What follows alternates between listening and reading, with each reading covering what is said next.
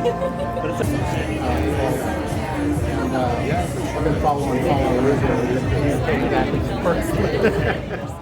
Jabberwockies, and I am a co-host of the Kindred's podcast, Good Service podcast. Shout out my boy Kevin Saw right here, and the Conversations podcast. If you can't tell already, I love podcasts. And I was invited today to be the moderator from my good friend Andy Wynn. I'm not really sure why. I don't know anything about food other than the fact that I love to eat it. And I don't know anything about technology other than I know that it's helpful.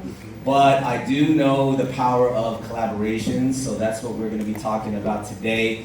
So breaking bread, the power of a good meal, good conversations, and the collaboration of spirits.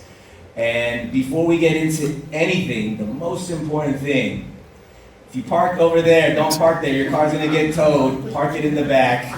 Getting towed is not hot. But all jokes aside, without further ado, please welcome Chief Development Officer, Chairman, and Executive Chef at Key Concepts, Viet Nguyen.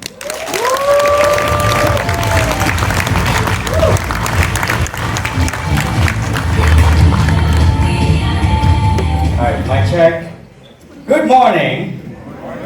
So, the load is off my back this time. This is our third event, but I'm not the moderator today. So it's all on you, right? So, if it goes really well, thank you so much. If it goes really bad, all right, so let's get right into it. Thanks so much for coming. Just a few words. This event started to morph a little bit. We started out with Key Concepts, the main brand. Now we have it as a Key Media. As you can see, Breaking Bread is I would say, the theme for today. Well, Breaking Bread all together. We're going to talk more about it. But I want to talk a little bit about the two speakers that we invited today. So I came to the United States in 2002. At that time, there was not too many things that were going on in the food world. And I was going through my high school and college.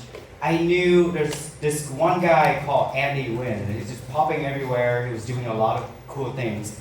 And every time I come to Little Saigon, I always know people talking about Andy Wynn. And I was like, who is this guy? And then so when he started something called After's Ice Cream, that's when I believe he blew up. And so I follow him.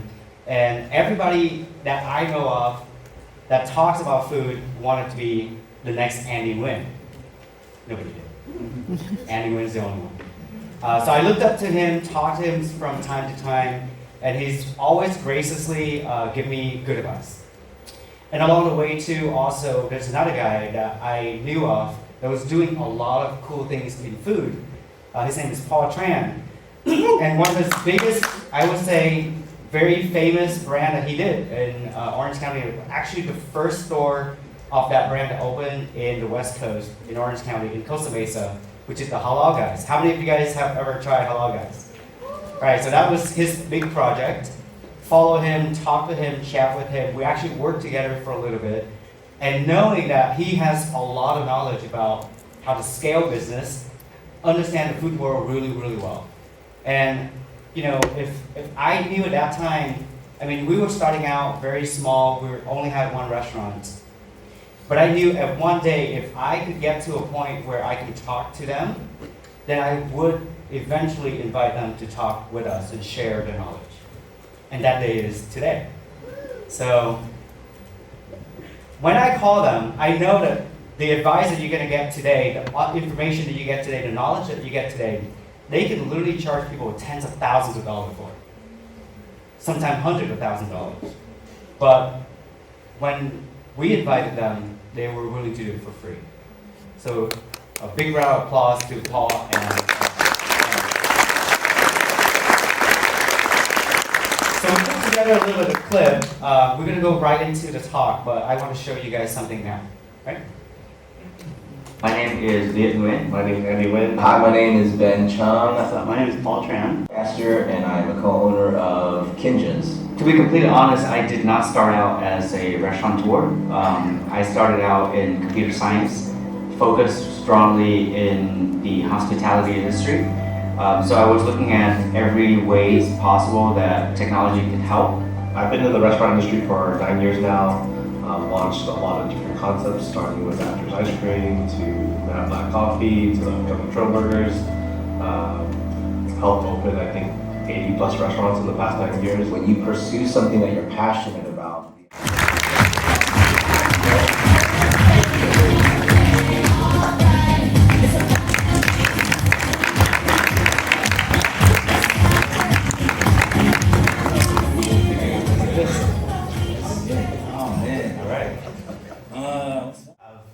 something special, and you're able to still break it off and share it with other people and take care of other people, and there's still enough left for you. I love how that translates so beautifully to the business world, where there's a lot of wisdom that we've come along the way over our careers, and even if we take a piece of our value and our experience and our assets, we're able to share it with other people. There's still enough, and everyone's better for it, and there's still enough left for you too. So that's how I think about it. I think for me, breaking bread is about collaboration, ideation.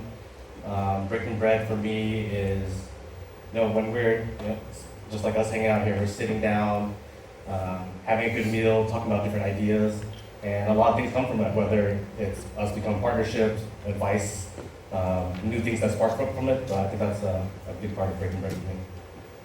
Yeah, and I think we come up with a bunch of different names, and obviously you guys chose this one. And for me, it's just sharing it, it's caring. Just go back to amplify your message. So sharing is caring. let's do it. I think I know I've known Andy for a really long time, Viet and Paul. I kind of recently met you guys, but even in preparation for this event, we met a good handful of times to even understand each other's stories and kind of like the beginnings.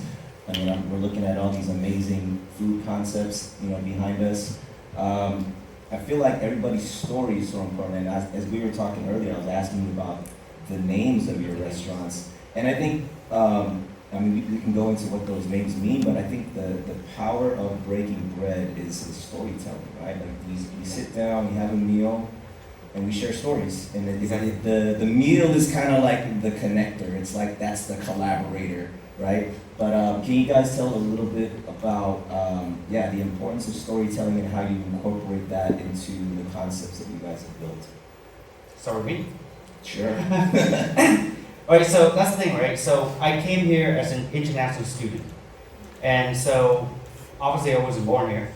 So I couldn't really fit into the first generation, or I couldn't fit into the second generation, because they're also born here. The first generation was a little bit further than what I could kind of connect to. Obviously they also went through a lot more than I could imagine. I mean, I flew here on a plane, sitting in a chair on the sky, it's not what they go through, so I couldn't really connect.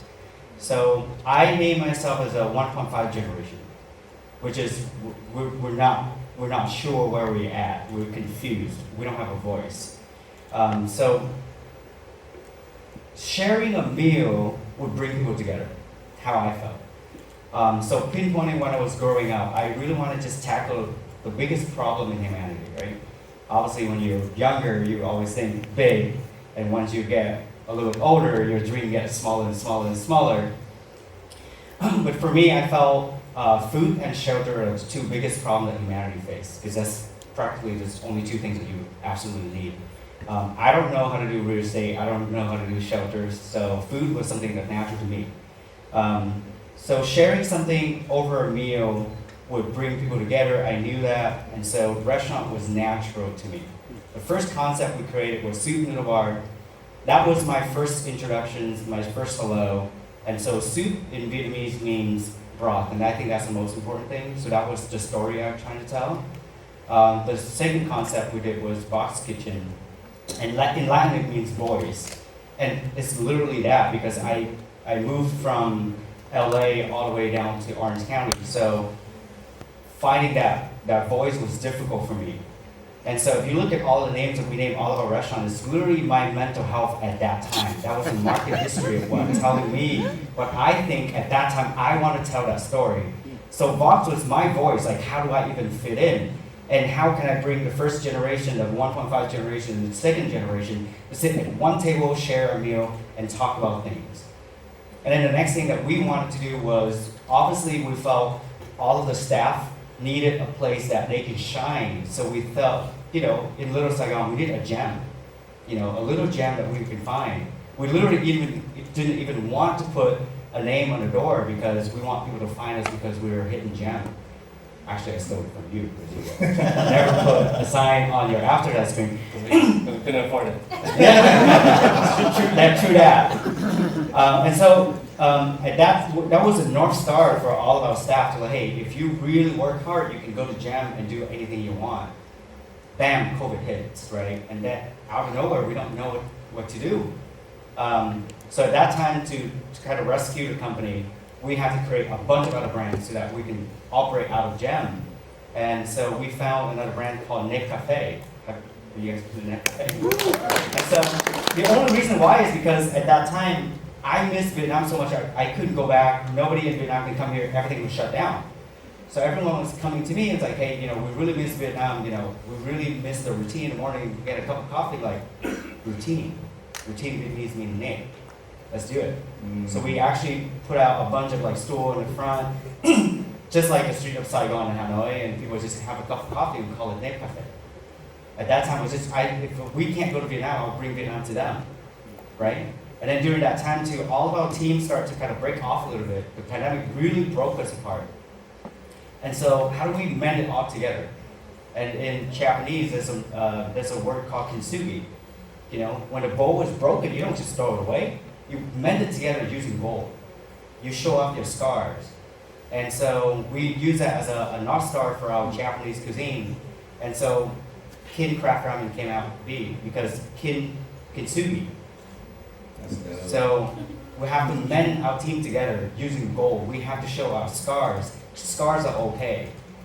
And then during also that time, a friend of mine come to me crying her eyes out like, hey, my life is falling apart. I have this restaurant. I don't know what to do with it. I can't sell it. I put so much money into it. And if I sell it right now, I'm going to lose all my money. And so I have to come back and beg the team, hey, we got to help them out. We didn't even know what to do with it. We took the space, and it's called a cure at that time. And we took it within 6 months. We didn't even know how to work sushi. So we have to really learn sushi from scratch and tell that story of like, okay, the power of helping other people sometimes will return back to you. And we shut that down. In 6 weeks, we turned into a roll hand roll. Not knowing how to do sushi at that time, like I didn't want to like just go out and do a restaurant. And people ask me all the time, like, how do you come up with the idea? And I didn't. I was forced to. I needed help from my friend. And now with that, we have a second location, and the third location is coming on board.